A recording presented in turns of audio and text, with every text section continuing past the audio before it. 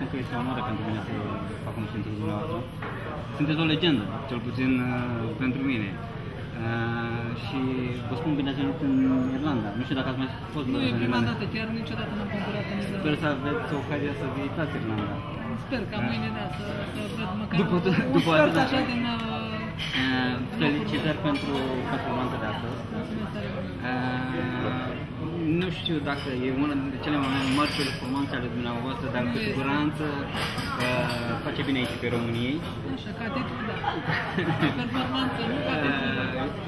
Da, dar este clar că prezența dumneavoastră aici contează foarte mult și pentru țară și pentru comunitatea românească de aici. Noi ce vrem să vă rugăm? Să apelați puțin la românii de aici, să vină mâine să susțină în continuare echipa României. Credeți că poate să vină mâine? Mai mult ca sigur vom face noi ceva, să mobilizăm mai mult.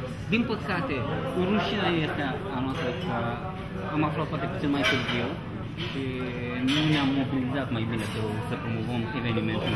Nici Irlanda nu l-a promovat atât de cât ne-am fi așteptat noi, dar încercăm lucrul ăsta. Și atunci vă rog un mesaj scurt pentru românii de aici. Păi ce să le doresc? Dragi români care sunteți în Irlanda, vă așteptăm mâine pe stadion să fiți alături de echipa României, să susțineți, că avem o șansă să promovăm, să fim undeva mai sus. Astăzi am terminat pe locul 2, mâine dacă terminăm tot pe locul 2 sau 3, putem ajunge în Superliga, unde ne dorim ca România să fie. Da, trebuie să clarificăm puțin, poate românii nu sunt atât de familiari cu termenii pe care îi folosim. Suntem în Liga noi suntem în momentul de față. Nu suntem. Suntem în Liga 1. În Liga 1, exact. Și este Superliga, unde se ține Liga. Am înțeles că în același timp cu evenimentele de aici.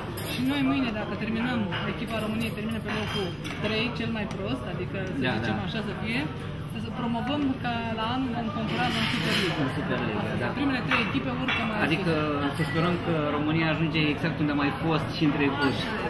Asta ne dorim, știți cum e, că orice sportiv își dorește ca... Dar și noi românii care ne uităm la sport ne dorim să vedem România participând la evenimente mai mari. Înseamnă că dacă vă doriți, înseamnă că mâine așa se va întâmpla. Noi sigur vom ține clar. Care e echipa cea mai puternică și de care să zicem ar trebui România să se teamă puțin? Păi sunt destule, nu sunt numai una.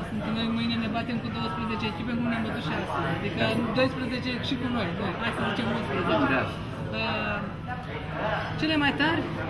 Nu știu, este Olanda, Suedia, ne batem de Cehia, Portugalia, adică aici. Cehia este pe primul loc după prima zi. După prima zi, dar nu e foarte departe. Adică, da. Și noi suntem pe 2, deci... Da. Nu știu, mâine depinde acum cum se mobilizează și sportivii, depinde și de vreme, că vremea, vă dați seama, noi venim de la 30 ceva de grade, unde acasă nu bate o frunză, cum plouă aici, astăzi ne-a debutorat un pic vântul mai mult, nu ploaia. Că ploaia, suntem învățați și cu ploaia, dar vântul este foarte puternic pentru... După, am consultat puțin cu Paul înainte de această mică discuție pe care o avem noi, starea vremii, ceea ce vă pot spune că nu o să fie cu mult mai bine mâine. Așa m-am auzit și după cum se vede, am văzut și la televizor că va fi identic sau chiar la prost. Am înțeles că s-ar putea puțin vântul să se domolească, ceea ce ar fi excelent, dar ploaie va fi temperatură cam 15 grade. Da, nu trebuie să se descurajăm, adică trebuie toată lumea e la fel, adică trebuie să ne gândim că în momentul când am startul, toată lumea pleacă la fel. Am un pic de date tehnice, că diferă de la aruncător sau de la săritură la săritură. Când e vreme de genul ăsta, care ramura atletismului e cea mai afectată de vânt și de, bineînțeles, călcătoarea? Am zis că a fost foarte greu astăzi, fiindcă eu nu știu dacă am dat cuvânt așa din față, adică în toate rafalele. Era foarte greu să știi să-l pui, că imediat să-l întoarce. Dacă vântul ar fi bătut din spate? Nu știu, oricum au bătut și din spate și din lateral și din față a fost așa. Da, e important să termina cu bine. Mie, personal, îmi pare rău că n-am asistat astăzi la... Nu face nimic, a fost colegi, a fost Da. Na, fiecare avem împărțite sarcinile puțin și fiecare am fost puțin ocupați pe ziua de astăzi. Dar ceea ce vă spun e încă o dată mult succes din partea românilor din Irlanda și... Vă așteptăm mâine pe stadion, de la ora 12 până la ora 4 și românii se vor întrece acolo și vă dorim să fiți alături de noi. Mi-am mai cerut, au mai fost români. Cred că în alte domenii, sau nu sportivi, sau ce...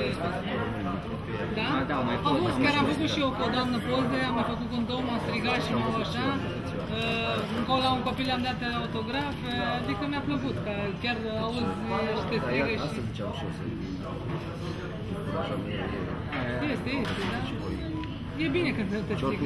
deci, facem tot posibilul, ajung acasă, facem meditare, punem totul pe Nu net măcar imediat, asta, dacă facem faci mai mult ca sigur, deci nu se pune nicio problemă. Dar cu siguranță mâine vor fi mai mulți oameni decât astăzi. Mulțumim tare mult că sunteți Încă o dată că vă urez succes și ținem cu România. Mulțumim.